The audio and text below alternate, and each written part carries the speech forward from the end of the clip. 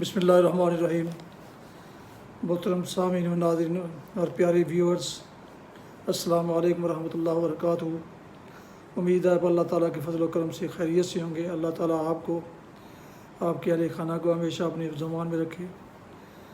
راہ ہدایت و نجات کے سلسلے کا ولاگ درس قرآن کا آغاز کرتا ہوں۔ ناظرین سامعین، میں 2 دن جناب قاری حافظ مولانا محمد اقبال صاحب کا درس جو ہے وہ ریکارڈ نہ کر سکا، اس لیے کہ میری طبیعت ناساز تھی اور میں ریکارڈ کرنے کے لیے نہ جا سکا، لہذا انہوں نے جو درس دیا وہ تو ان کا ہی شعبہ ہے، اور میں کوشش کرتا ہوں کہ وہ آیات مبارکہ جو انہوں نے اس 2 دن کے درس میں جو کی تھیں ان کی تلاوت اور ترجمہ اور تفسیر کچھ حد تک میں آپ کی خدمت میں پیش کر سکوں۔ تو شروع کرتے ہیں درس قرآن۔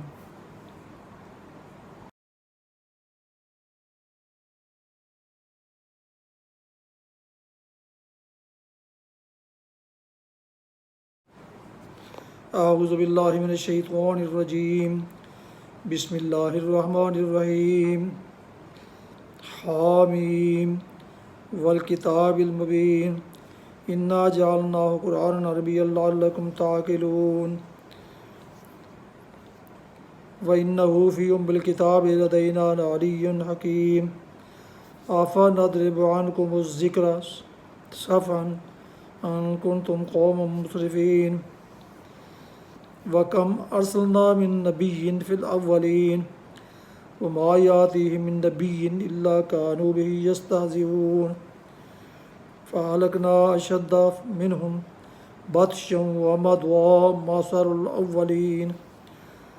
وَلَئِن سَأَلْتَهُم مَّنْ خَلَقَ السَّمَاوَاتِ وَالْأَرْضَ لَيَقُولُنَّ خَلَقَهُنَّ الْعَزِيزُ الْعَلِيمُ، الَّذِي جَعَلَ لَكُمُ الْأَرْضَ مِهَادًا وَجَعَلَ لَكُمْ فِيهَا سُبُلًا لَعَلَّكُمْ تَهْتَدُونَ، وَالَّذِي نَزَّلَ مِنَ السَّمَاءِ مَاءً بِقَدَرٍ فَأَنشَأْنَا بِهِ بَلْدَةً مَيْتًا كَذَلِكَ تُخْرَجُونَ، وَالَّذِي خَلَقَ الْأَزْوَاجَ كُلَّهَا وَجَعَلَ لَكُم مِّنَ الْفُلْكِ وَالْأَنْعَامِ مَا تَرْكَبُونَ لِتَسْتَوُوا عَلَىٰ ظُهُورِهِ ثُمَّ تَذْكُرُوا نِعْمَةَ رَبِّكُمْ إِذَا اسْتَوَيْتُمْ عَلَيْهِ وَتَقُولُوا سُبْحَانَ الَّذِي سَخَّرَ لَنَا هَٰذَا وَمَا كُنَّا لَهُ مُقْرِنِينَ وَإِنَّا إِلَىٰ رَبِّنَا لَمُنقَلِبُونَ۔ صدق اللہ العظیم۔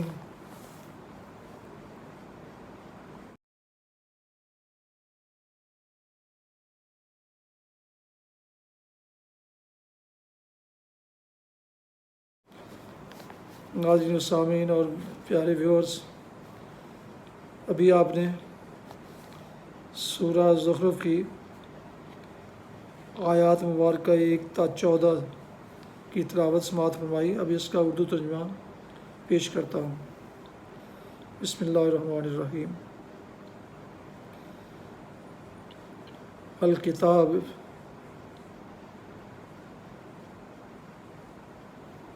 حامیم والکتاب المبین، قسم ہے اس واضح کتاب کی، ہم نے اس کو عربی زبان کا قرآن بنایا ہے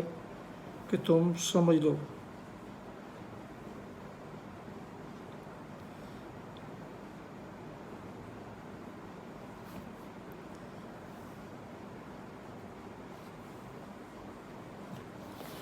یقیناً یہ لوح محفوظ میں ہے اور ہمارے نزدیک بلند مرتبہ حکمت والی ہے۔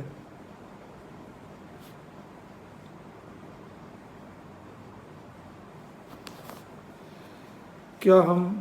اس نصیحت کو تم سے اس بنا پر ہٹا لیں کہ تم حد سے گزر جانے والے لوگ ہو؟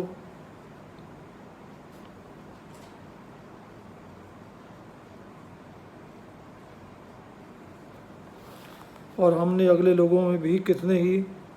نبی بھیجے،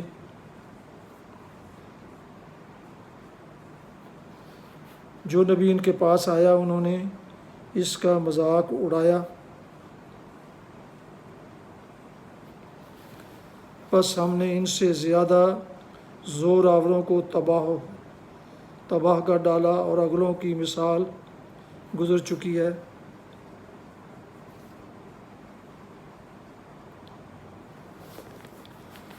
اگر آپ ان سے دریافت کریں کہ آسمانوں اور زمین کو کس نے پیدا کیا،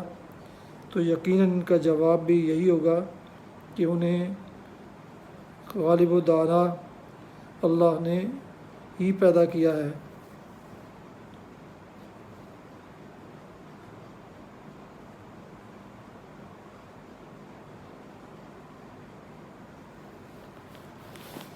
وہی ہے جس نے تمہارے لیے زمین کو فرش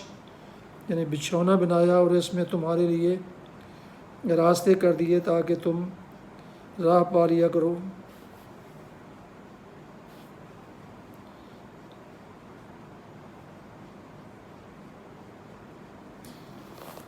اسی نے آسمان سے ایک اندازے کے مطابق پانی نازل فرمایا، پس ہم نے اس مردہ شہر کو زندہ کر دیا، اسی طرح تم نکالے جاؤ گے۔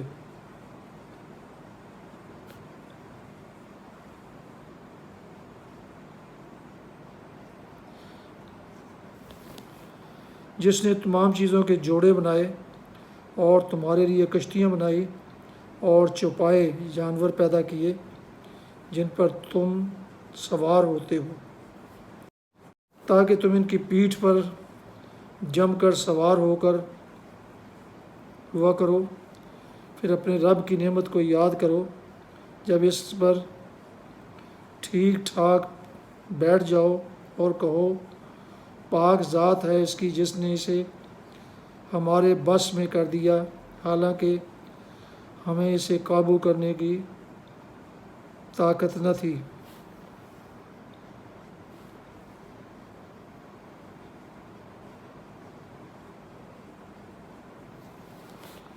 اور بالیقین ہم اپنے رب کی طرف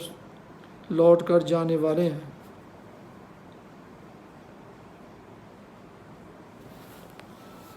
اور انہوں نے اللہ کے بعض بندوں کو اس کا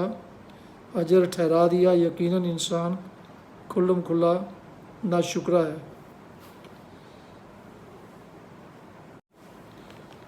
ترجمہ کے بعد اب ان چند آیات کی تشریح سماعت فرمائیں۔ انا جعلناہ قرآنا عربیا لعلکم تعقلون۔ قرآن مجید کی قسم جس پر بات کھائی گئی ہے وہ یہ ہے کہ اس کتاب کے مصنف ہم ہیں، نہ کہ محمد صلی اللہ علیہ وسلم، اور قسم کھانے کے لیے قرآن کی جس صفت کا انتخاب کیا گیا ہے وہ یہ ہے کہ یہ کتاب مبین ہے۔ اس صفت کے ساتھ قرآن کے کلام الہی ہونے پر خود قرآن کریم کی قسم کھانا آپ یہ معنی دے رہا ہے کہ لوگو، یہ کھلی کتاب تمہارے سامنے موجود ہے، اسے آنکھیں کھول کر دیکھو، اس کے صاف صاف غیر مبہم مضامین، اس کی زبان، اس کا ادب، اس کی حق و باطل کے درمیان ایک واضح خط امتیاز کھینچ دینے والی تعلیم، یہ ساری چیزیں اس حقیقت کی صریح شہادت دے رہی ہیں کہ اس کا مصنف خداوند عالم کے سوا کوئی دوسرا نہیں ہو سکتا۔ پھر یہ جو فرمایا کہ ہم نے اسے عربی زبان کا قرآن بنایا ہے تاکہ تم اسے سمجھو، اس کے دو مطلب ہیں۔ ایک یہ کہ کسی غیر زبان میں نہیں ہے بلکہ تمہاری اپنی زبان میں ہے، اس لیے اسے جانچنے پرکھنے اور اس کی قدر و قیمت کا اندازہ کرنے میں تمہیں کوئی دقت پیش نہیں آ سکتی۔ یہ کسی اجمی زبان میں ہوتا تو تم یہ عذر کر سکتے تھے کہ ہم اس کے کلام الہی ہونے یا نہ ہونے کی جانچ کیسے کریں، جبکہ ہماری سمجھ میں یہ نہیں آ رہا۔ لیکن اس عربی قرآن کے متعلق تم یہ عذر کیسے کر سکتے ہو؟ اس کا ایک ایک لفظ تمہارے لیے واضح ہے، اس کی ہر عبارت اپنی زبان اور اپنے مضمون دونوں کے لحاظ سے تم پر روشن ہے۔ خود دیکھ لو کہ کیا یہ محمد صلی اللہ علیہ وسلم کا یا کسی دوسرے عرب کا کلام ہو سکتا ہے؟ دوسرا مطلب اس ارشاد کا یہ ہے کہ اس کتاب کی زبان ہم نے عربی اس لیے رکھی ہے کہ ہم عرب قوم کو مخاطب کر رہے ہیں اور وہ عربی زبان کے قرآن ہی کو سمجھ سکتی ہے۔ عربی میں قرآن نازل کرنے کی اس صریح وجہ کو نظر انداز کر کے جو شخص صرف اس بنا پر اسے کلام الہی کے بجائے کلام محمد صلی اللہ علیہ وسلم قرار دیتا ہے کہ محمد صلی اللہ علیہ وسلم کی مادری زبان بھی عربی ہے، تو وہ بڑی زیادتی کرتا ہے۔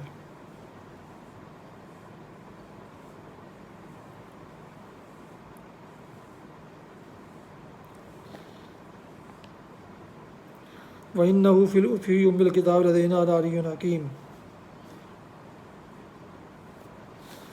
ام الکتاب سے مراد ہے اصل کتاب، اصل الکتاب یعنی وہ کتاب جس سے تمام انبیاء علیہ السلام پر نازل ہونے والی کتابیں ماخوذ ہیں۔ اسی کو سورہ واقعہ میں کتاب مکنون، پوشیدہ اور محفوظ کتاب کہا گیا ہے، اور سورہ بروج میں اس کے لیے لوح محفوظ کے الفاظ استعمال کیے گئے ہیں، یعنی ایسی لوح جس کا لکھا مٹ نہیں سکتا اور جو ہر قسم کی دراندازی سے محفوظ ہے۔ قرآن کے متعلق یہ فرما کر کہ یہ ام الکتاب میں سے ہے، ایک اہم حقیقت پر متنبہ فرمایا گیا ہے۔ اللہ تعالیٰ کی طرف سے مختلف زمانوں میں مختلف ملکوں اور قوموں کی ہدایت کے لیے مختلف انبیاء پر مختلف زمانوں میں کتابیں نازل ہوتی رہی ہیں، مگر ان سب میں دعوت ایک ہی عقیدے کی طرف دی گئی ہے، حق ایک ہی سچائی کو قرار دیا گیا ہے، خیر و شر کا ایک ہی معیار پیش کیا گیا ہے، اخلاق و تہذیب کے یکساں اصول بیان کیے گئے ہیں، اور فی الجملہ ایک ہی دین ہے جس سے یہ کتابیں لے کر آئی ہیں۔ اس کی وجہ یہ ہے کہ ان سب کی اصل ایک ہے اور صرف عبارتیں مختلف ہیں، ایک ہی معنی ہیں جو اللہ تعالیٰ کے ہاں ایک بنیادی کتاب میں ثبت ہے، اور جب کبھی ضرورت پیش آئی ہے اس نے کبھی کسی نبی کو مبعوث کر کے وہ معنی حال اور موقع کی مناسبت سے ایک خاص عبارت اور خاص زبان میں نازل فرما دیے ہیں۔ اگر بالفرض اللہ تعالیٰ کا فیصلہ محمد صلی اللہ علیہ وسلم کو عرب کے بجائے کسی اور قوم میں پیدا کرنے کا ہوتا تو یہی قرآن وہ حضور صلی اللہ علیہ وسلم پر اسی قوم کی زبان میں نازل کرتا۔ اس میں بات اسی قوم اور ملک کے حالات کے لحاظ سے کی جاتی، عبارتیں کچھ اور ہوتی، زبان بھی دوسری ہوتی، لیکن بنیادی طور پر تعلیم و ہدایت یہی ہوتی اور وہ یہی قرآن ہوتا، اگرچہ قرآن عربی نہ ہوتا۔ اسی مضمون کو سورہ شعراء میں یوں ادا کیا گیا ہے: وَإِنَّهُ لَتَنزِيلُ رَبِّ الْعَالَمِينَ بِلِسَانٍ عَرَبِيٍّ مُبِينٍ وَإِنَّهُ لَفِي زُبُرِ الْأَوَّلِينَ۔ یہ رب العالمین کی نازل کردہ کتاب ہے، صاف صاف عربی زبان میں، اور یہ اگلے لوگوں کی کتابوں میں بھی موجود ہے۔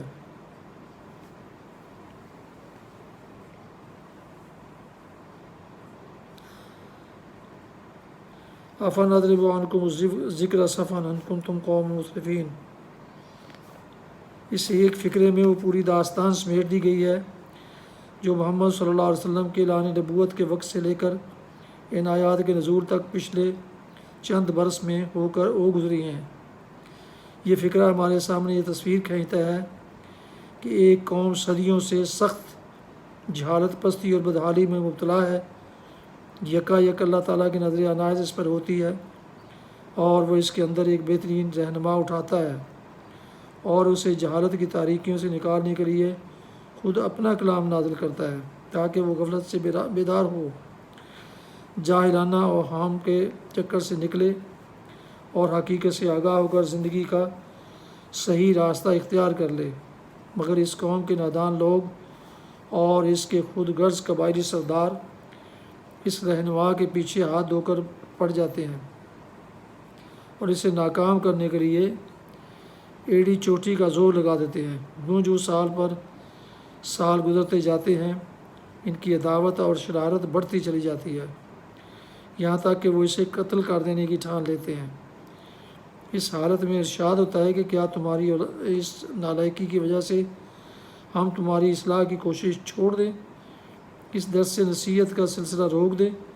اور تمہیں اسی پستی میں پڑا رہنے دیں جس میں تم صدیوں سے گرے ہوئے ہو؟ کیا تمہارے نزدیک واقعی ہماری رحمت کا تقاضا یہی ہونا چاہیے؟ تم نے کچھ سوچا بھی کہ خدا کے فضل کو ٹھکرانا اور حق سامنے آ جانے کے بعد باطل پر اصرار کرنا تمہیں کس انجام سے دوچار کر دے گا؟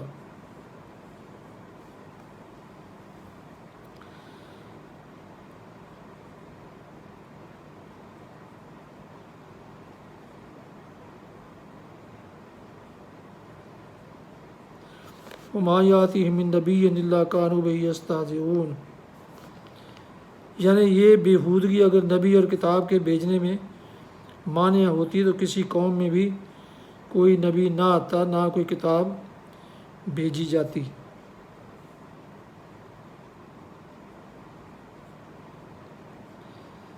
فَأَهْلَكْنَا أَشَدَّ مِنْهُمْ بَطْشًا وَمَضَىٰ مَثَلُ الْأَوَّلِينَ، یعنی خاص لوگوں کی بیہودگی کا نتیجہ یہ کبھی نہیں ہوا کہ پوری نوع انسانی کو نبوت اور کتاب کی رہنمائی سے محروم کر دیا جاتا، بلکہ اس کا نتیجہ ہمیشہ یہی ہوا ہے کہ جو لوگ باطل پرستی کے نشے اور اپنی قوت کے گھمنڈ میں بدمست ہو کر انبیاء کا مذاق اڑانے سے باز نہ آئے، انہیں آخر کار تباہ کر دیا گیا۔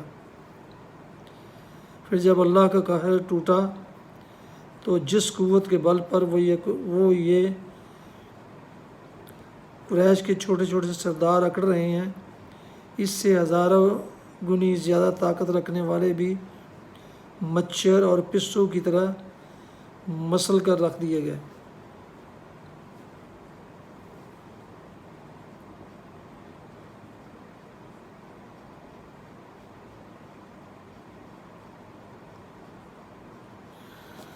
الذی جعل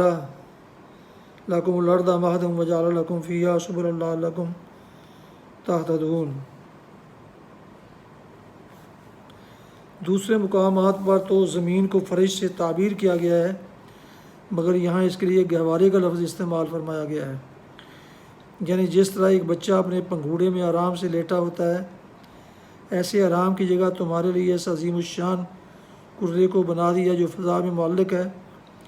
جو 1000 میل فی گھنٹہ کی رفتار سے اپنے محور پر گھوم رہا ہے، جو 66,600 میل فی گھنٹہ کی رفتار سے رواں دواں ہے، جس کے پیٹ میں وہ آگ بھری ہے کہ پتھروں کو پگھلا دیتی ہے اور آتش فشانوں کی شکل میں لاوا اگل کر کبھی کبھی تمہیں بھی اپنی شان دکھاتی ہے، مگر اس کے باوجود تمہارے خالق نے اسے اتنا پرسکون بنا دیا ہے کہ تم آرام سے اس پر سوتے ہو اور تمہیں ذرا جھٹکا تک نہیں لگتا۔ تم اس پر رہتے ہو اور تمہیں یہ محسوس تک نہیں ہوتا کہ یہ کرہ معلق ہے اور تم اس پر سر کے بل لٹکے ہوئے ہو۔ سبحان اللہ، تم اطمینان سے اس پر چلتے پھرتے ہو اور تمہیں یہ خیال تک نہیں آتا کہ تم بندوق کی گولی سے بھی زیادہ تیز رفتار گاڑی پر سوار ہو، حالانکہ اس کی ایک معمولی سی جھرجھری کبھی زلزلے کی شکل میں آ کر تمہیں خبر دے دیتی ہے کہ یہ کس بلا کا خوفناک دیو ہے جسے اللہ نے تمہارے لیے مسخر کر سکا ہے۔ پہاڑوں کے بیچوں بیچ میں درے اور پھر کوستانی اور میدانی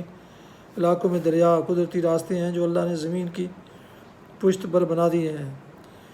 انسان انہی کی مدد سے قطع زمین پر پھیلا ہے۔ اگر پہاڑی سلسلوں میں کسی کو شگاف کے بغیر بالکل ٹھوس دیوار کی شکل میں کھڑا کر دیا جاتا اور زمین میں کہیں دریا، ندیاں، نالے نہ ہوتے تو آدمی جہاں پیدا ہوا تھا اسی علاقے میں مقید ہو کر رہ جاتا۔ پھر اللہ نے مزید فضل یہ فرمایا کہ تمام روئے زمین کو یکساں بنا کر نہیں رکھ دیا، بلکہ اس میں قسم قسم کے ایسے امتیازی نشانات یعنی لینڈ مارکس قائم کر دیے جن کی مدد سے انسان مختلف علاقوں کو پہچانتا ہے اور ایک علاقے دوسرے علاقے کا فرق محسوس کرتا ہے۔ یہ دوسرا اہم ذریعہ ہے، اس کی بدولت انسان کے لیے زمین میں نقل و حرکت آسان ہوئی۔ اس نعمت کی قدر آدمی کو اس وقت معلوم ہوتی ہے جب اسے کسی لکودک صحرا میں جانے کا اتفاق ہوتا ہے جہاں سینکڑوں میل تک زمین ہر قسم کے امتیازی نشان سے خالی ہوتی ہے اور آدمی کو کچھ پتہ نہیں چلتا کہ وہ کہاں سے کہاں پہنچا ہے اور آگے کدھر جائے۔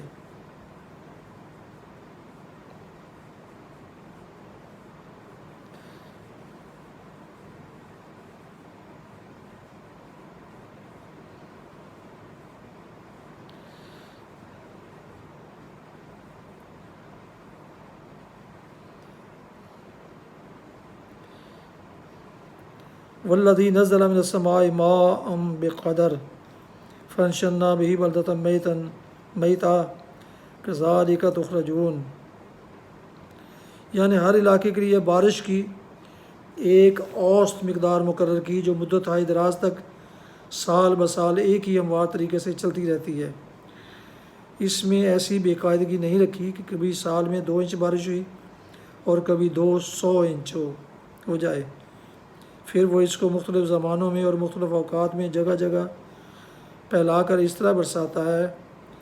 کہ بالعموم وہ وسیع پیمانے پر زمین کی بار آوری کے لیے نافع ہوتی ہے۔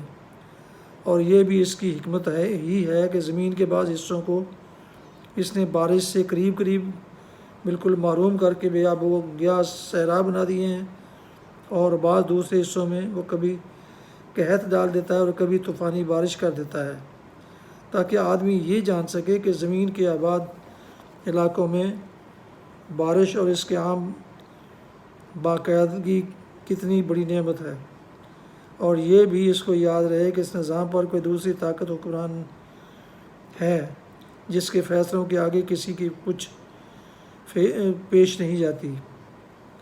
کسی میں یہ طاقت نہیں کہ ایک ملک میں بارش کے عام اوسط کو بدل سکے یا زمین کے وسیع علاقوں پر اس کی تقسیم میں فرق ڈال سکے، یا کسی آتے ہوئے طوفان کو روک سکے، یا روٹھے ہوئے بادلوں کو منا کر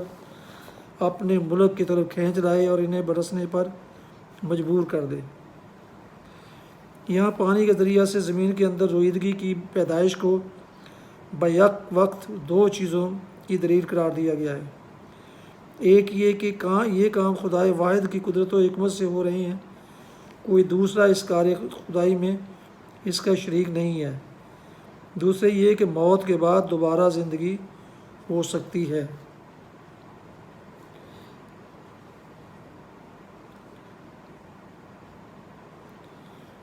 والذی خلق الازواج کلها وجعل لکم من الفلک والانعام ما ترکبون، جوڑوں سے مراد صرف نوع انسانی کے زن و مرد اور حیوانات و نباتات کے نر و مادہ ہی نہیں ہے، بلکہ دوسری بے شمار چیزیں بھی ہیں جن کو خالق نے ایک دوسرے کا جوڑ بنایا ہے اور جن کے اختلاط یا امتزاج سے دنیا میں نئی چیزیں وجود میں آتی ہیں۔ مثلاً عناصر میں بعض سے جوڑ لگتا ہے اور بعض کا بعض سے نہیں لگتا، جن کا جوڑ ایک دوسرے سے لگتا ہے، انہی کے ملنے سے طرح طرح کی ترکیبیں واقع ہو رہی ہیں۔ یا مثلاً بجلی میں منفی اور مثبت بجلیاں ایک دوسرے کا جوڑ ہیں اور ان کی باہمی کشش ہی دنیا میں عجیب کرشموں کی موجب بن رہی ہے۔ یہ اور دوسرے انگنت جوڑے جو قسم قسم کی مخلوقات کے اندر اللہ تعالیٰ نے پیدا کیے ہیں، ان کی ساخت اور ان کی باہمی مناسبت اور ان کے تعامل کی گوناگون شکلوں اور ان کے ملنے سے پیدا ہونے والے نتائج پر اگر انسان غور کرے تو اس کا دل یہ گواہی دیے بغیر نہیں رہ سکتا کہ یہ سارا کارخانہ عالم کسی ایک ہی زبردست صانع حکیم کا بنایا ہوا ہے اور اسی کی تدبیر سے یہ چل رہا ہے۔ صرف ایک عقل کا اندھا ہی یہ فرض کر سکتا ہے کہ یہ سب کچھ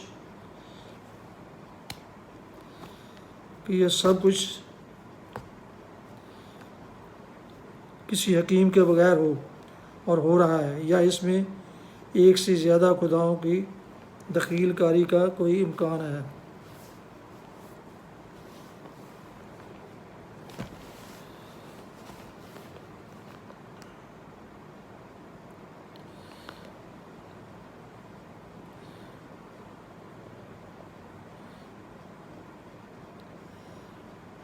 لِتَسْتَوُوا عَلَىٰ ظُهُورِهِ ثُمَّ تَذْكُرُوا نِعْمَتَ رَبِّكُمْ إِذْ اسْتَوَيْتُمْ عَلَيْهِ وَتَقُولُوا سُبْحَانَ الَّذِي سَخَّرَ لَنَا هَٰذَا وَمَا كُنَّا لَهُ مُقْرِنِينَ۔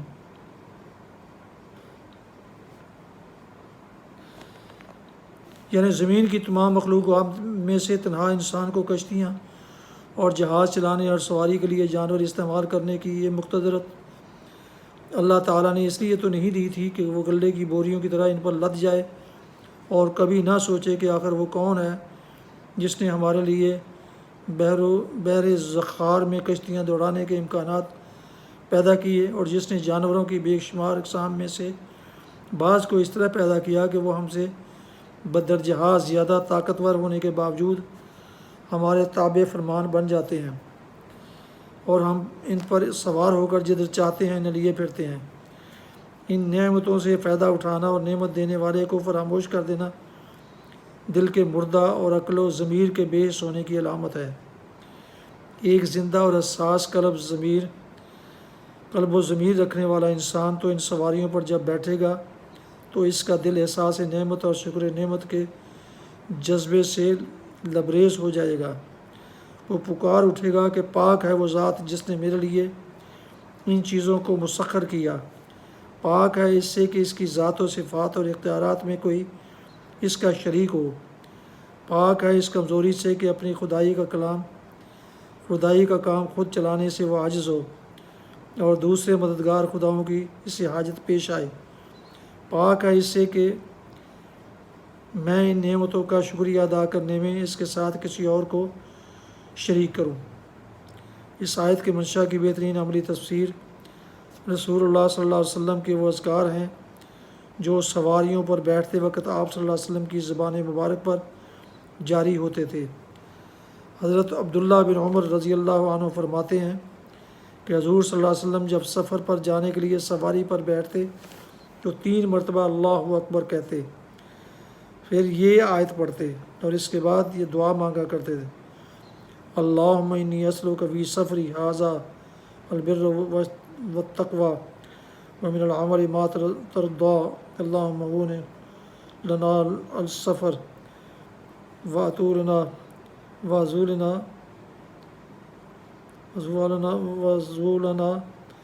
البعید اللہم انت الصحاب فی السفر والخلیفۃ فی الآل اللہم اصحبنا فی سفرنا وخلفنا فی آلنا۔ خدایا میں تو اس سے درخواست کرتا ہوں کہ میرے اس سفر میں مجھے نیکی اور تقوی اور ایسے عمل کی توفیق دے جو تجھے پسند ہو۔ خدایا ہمارے لیے سفر کو آسان کر دے اور لمبی مسافت کو لپیٹ دے۔ خدایا تو ہی سفر کا ساتھی اور ہمارے پیچھے ہمارے اہل و عیال کا نگہبان ہے۔ خدایا ہمارے سفر میں ہمارے ساتھ ہم اور پیچھے ہمارے گھر والوں کی خبر گیری فرما۔ حضرت علی فرماتے ہیں کہ ایک مرتبہ رسول اللہ صلی اللہ علیہ وسلم نے بسم اللہ کہہ کر رکاب میں پاؤں رکھا، پھر سوار ہونے کے بعد فرمایا الحمدللہ سبحان الذی سخر لنا ھذا، پھر 3 مرتبہ الحمدللہ اور 3 دفعہ اللہ اکبر کہا، پھر فرمایا سبحانک لا الہ الا انت قد ظلمت نفسی فاغفر لی۔ اس کے بعد آپ ہنس دیے۔ میں نے پوچھا یا رسول اللہ آپ ہنسے کس بات پر؟ فرمایا وہ بندہ جب رب فلی کہتا ہے تو اللہ تبارک و تعالیٰ کو اس کی یہ بات بڑی پسند آتی ہے۔ وہ فرماتا ہے کہ میرا بندہ جانتا ہے کہ میرے سوا مغفرت کرنے والا کوئی نہیں ہے۔ بے شک ایک صاحب ابو مجلس بیان کرتے ہیں کہ ایک دفعہ میں جانور پر سوار ہوا اور میں نے آیت سبحان اللہ سخر لنا ھذا پڑھی۔ حضرت حسن رضی اللہ عنہ نے فرمایا کہ اس طرح کرنے کا تمہیں حکم دیا گیا ہے، کیا اس طرح کرنے کا تمہیں حکم دیا گیا ہے؟ میں نے عرض کیا پھر کیا کہوں؟ فرمایا کہو کہ شکر ہے اس خدا کا جس نے ہمیں اسلام کی ہدایت دی، شکر ہے اس کا کہ اس نے محمد صلی اللہ علیہ وسلم کو بھیج کر ہم پر احسان فرمایا، شکر ہے اس کا کہ اس نے ہمیں اس بہترین امت میں داخل کیا جو خلق خدا کے لیے نکالی گئی ہے۔ اس کے بعد یہ آیت پڑھو۔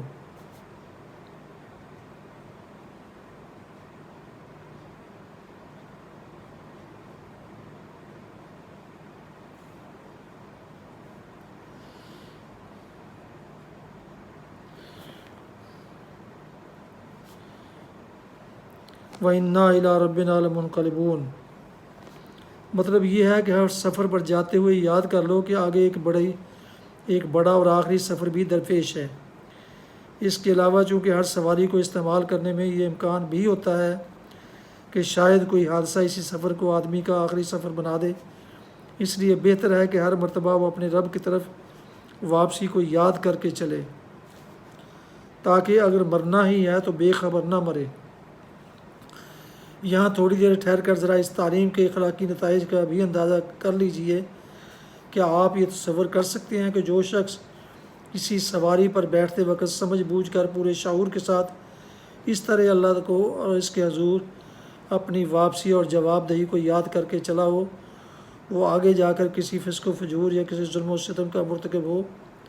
ہوگا؟ کیا کسی فحشہ سے ملاقات کے لیے کسی کلب میں شراب خوری اور قمار بازی کے لیے جاتے وقت بھی کوئی شخص یہ کلمات زبان سے نکال سکتا ہے؟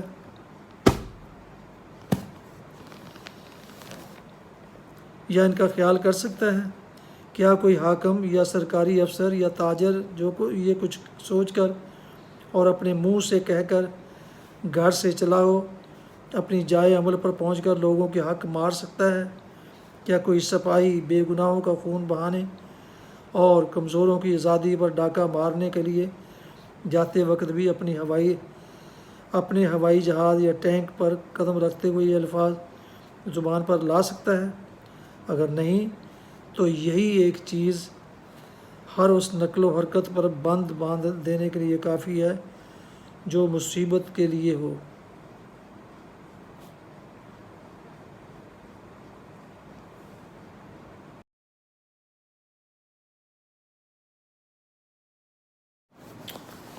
ناظرین و سامعین محترم اور پیارے ویورز، یہ تھا آج کا راہ ہدایت و نجات کے سلسلے کا ولاگ درس قرآن، جس میں سورہ زخرف کی آیات مبارکہ 1 تا 14 کی تلاوت، ترجمہ اور تفسیر بیان کی گئی۔ آپ نے اگر ابھی تک میرے یوٹیوب چینل کو سبسکرائب نہیں کیا تو اسے سبسکرائب کر کے لائک کر کے بیل آئیکن کو ضرور پریس کر لیں اور دوستوں سے بھی شیئر کر لیں تاکہ آنے والے ایسے روحانی اور قرآنی ولاگز جو سراسر باعث خیر، باعث برکت اور باعث ثواب ہیں آپ تک اور ان دوستوں تک باقاعدہ پہنچتے رہیں۔ اللہ تعالیٰ آپ کا حامی و ناصر ہو۔ اللہ تعالیٰ آپ کو، آپ کے اہل خانہ کو ہمیشہ اپنے حفظ و امان میں رکھے، آمین۔ اپنی دعاؤں میں اپنا بہت خیال رکھیے گا اور اپنی دعاؤں میں پاک وطن، والدین، آبا و اجداد، اعزاء و اقارب کے علاوہ اس ناشیز کو بھی شامل فرمائیں تو انتہائی شکر گزار ہوں گا۔ آج کا ولاگ یہ روحانی اور قرآنی ولاگ درس قرآن کے نام سے جو پیش کیا گیا، اس کا اختتام ہوتا ہے۔ السلام علیکم ورحمۃ اللہ وبرکاتہ۔ پاکستان زندہ باد۔ خدا حافظ۔